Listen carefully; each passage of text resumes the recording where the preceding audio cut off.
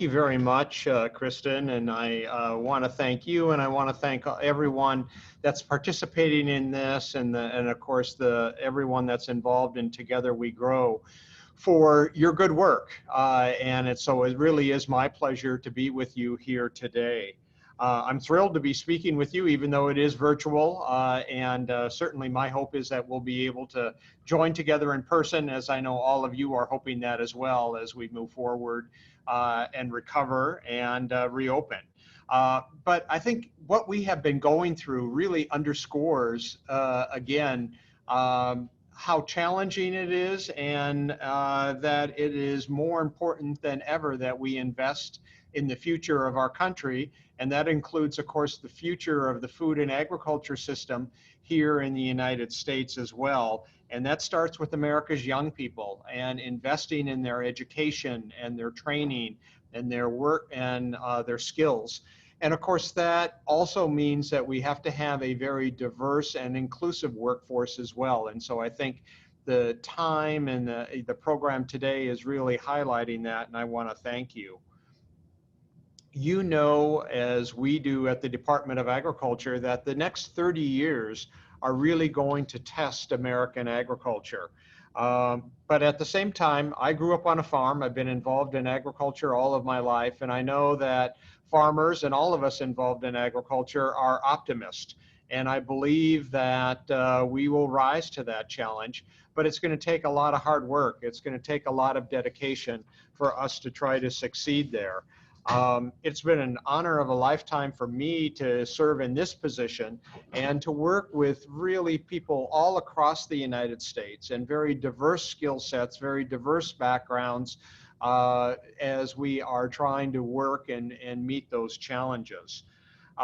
We know that, of course, we here at the Department of Agriculture can't do it alone, and I think that's where all of you are come in, and that's where you are doing so much good work. Of course, we work with great organizations like 4-H and FFA and Manners in working, and AFA and working with young people and America's youth. We work with land-grant universities and HCBUs and Hispanic serving institutions, Native American colleges and universities as we work to try to build up that diverse skill set. And then, of course, we also work with agribusiness and making sure that we are working and training that workforce. We saw here at the department in 2017, Secretary Perdue saw the need to have a more strategic focus on how we're reaching and how we're engaging our various communities and stakeholders here in working on customer service and outreach. And we created here in at that time, the Office of Public Partnerships and Engagement, OPPE, to try to really, from a group of smaller offices, to try to consolidate and coordinate our efforts to make them more effective. OPPE, as you know, has maintained and developed relationships with a lot of you, a lot of other stakeholders, and to really try to bring focus to the programs that we have available so that we are achieving positive outcomes. OPPE is working to ensure equitable access to our programs, to our services and resources by awarding grants to higher education institutions and nonprofits and community and faith-based organizations to try to provide assistance to socially disadvantaged and veteran farmers and ranchers, trying to connect our military veterans with roles in the U.S. food and agriculture supply business, supporting local community, charitable, and faith-based organizations to strengthen communities and nourish kids. And then, of course, supporting additional presidential, congressional, and secretarial initiatives, and working with all of you, and of course, the 1890 land-grant institutions, the 1994 tribal colleges, and Hispanic serving institutions as well. Here, in addition to OPPE and within OPPE, of course, we had our first ever agriculture youth coordinator to be housed here at USDA.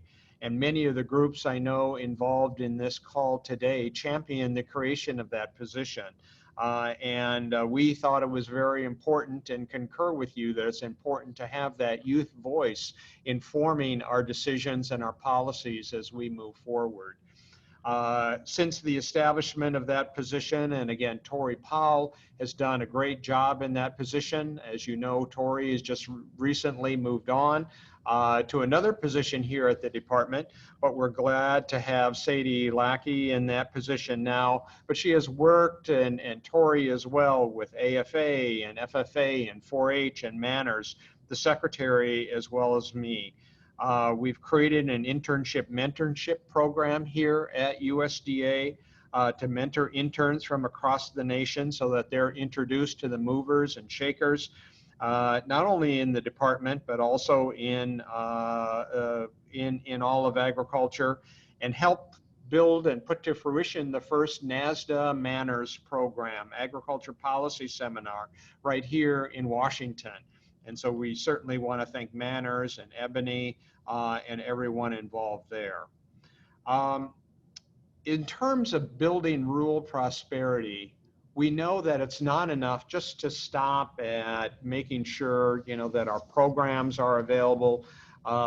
We know that it's important that we are working to try to provide better access for all of rural America to our programs. One of the things, as you know, has been a big priority of ours has been on our Reconnect program. And we've invested already hundreds of millions of dollars and are going to be making awards again coming out through the fall of almost another $1 billion to connect rural America and make sure that rural America has access to high-speed quality internet. You know how important that is for businesses, for learning, for hospitals, and so that they have the opportunity to learn and to innovate. During this national emergency that we've had too, that has really underscored that digital divide that exists, and the reason of why we need to close that digital divide as kids have been in a teleworking environment, teleschooling environment, and it's important that we do close that divide. We have made it a priority, certainly, to move forward with our internship programs to provide those opportunities here at USDA. We have not only, of course, our regular internship program where we have hundreds of young people that learn on the job skills and experience in the field of agriculture. But we also have the Thurgood Marshall College Fund internship program. We've cast our nets out to all of the 1890 and other historically Black colleges and universities to recruit the best students that are studying agriculture, food, natural resources, and other sciences to engage with USDA for a season.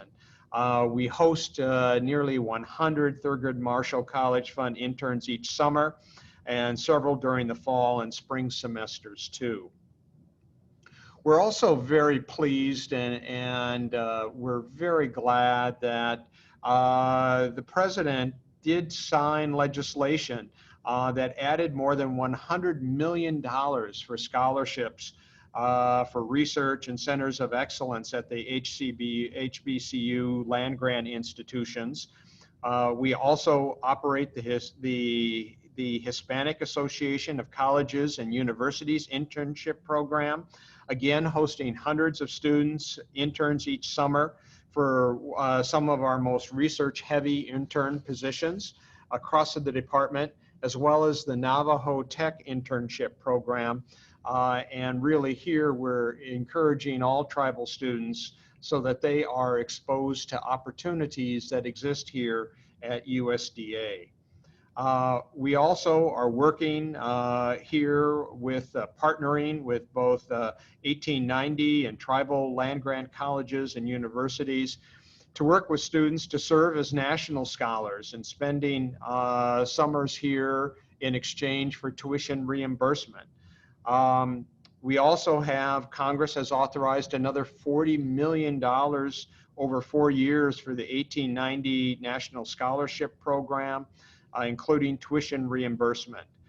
The key point is that we believe and know, just as you do, how important it is that we have a very diverse and inclusive workforce here at USDA, just as we need it in all of agriculture.